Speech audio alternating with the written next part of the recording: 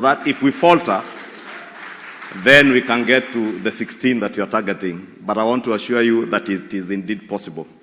Your Excellency, if you saw that the vision that this caucus has, transforming society through visionary leadership that will deliver on the promise of devolution, I have no doubt in my mind, Your Excellency, that that promise of devolution can and will indeed be achieved through transformative and visionary leadership coming from our women governors. And I say this, Your Excellency, because if you look at Schedule 4 of our Constitution, many of the functions that were delegated to our devolved governments or devolved units, Your Excellency, be it the provision of water, be it healthcare, are issues that are core and are the heart of not just our women leaders, but women in the country.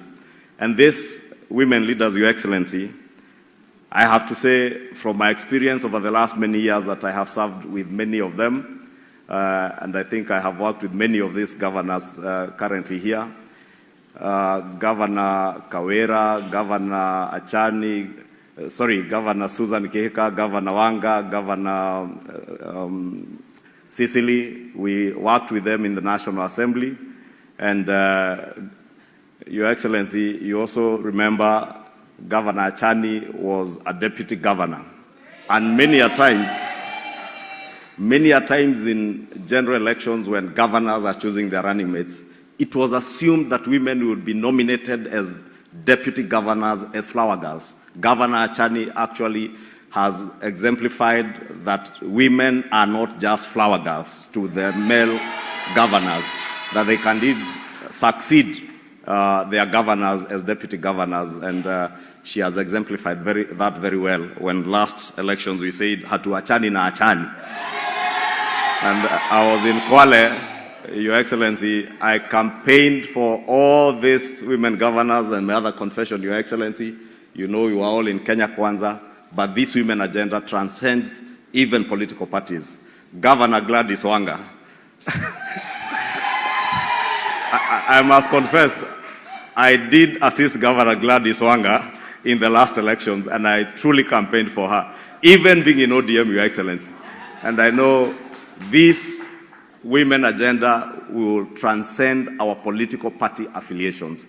Let us support our women candidates without looking at our political party affiliations. And I am certain, Your Excellency, it is possible to transform this country using visionary women leaders. Your Excellency, these women, I must tell you, from my experience, again, I have come to discover that women leaders are less corrupt. And it is a fact. They are more caring, they are more empathetic, and definitely more loving than us, as men, with the exception of yourself, Your Excellency, because you have been the champion #1 of the women cause. And I remember in the last general election how well you supported all our women candidates, including these governors who are here, and including the Honorable Aisha Jumwa, who now sits in a very special place, advancing the women cause as the Minister in charge of gender affairs.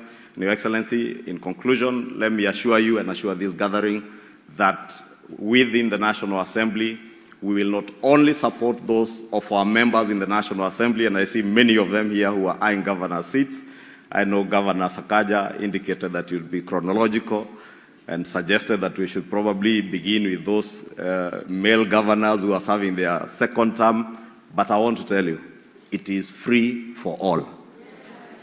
Any county, whether a governor is serving their first term or their second term, those seats will fall vacant when the elections are called. Go for any seat, including that of Governor Sakaja.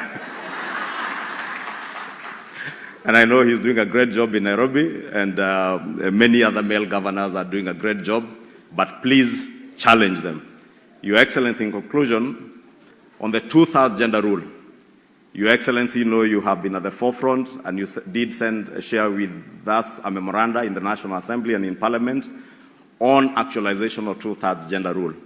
I want to confirm to Your Excellency, as the Leader of Majority in the National Assembly, that in Parliament we shall do whatever it takes to actualize the 2/3 gender rule this time round. Your Excellency, I am certain we shall be able to achieve that within your administration and